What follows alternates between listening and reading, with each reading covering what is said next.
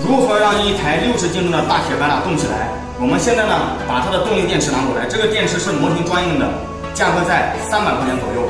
来吧，通上电，油电混合，电驱动油泵，油泵驱动压油，就可以实现所有油缸的动作。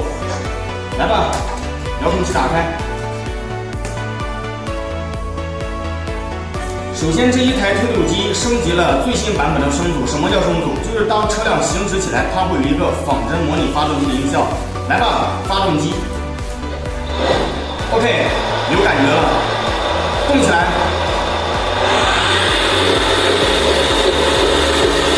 倒车。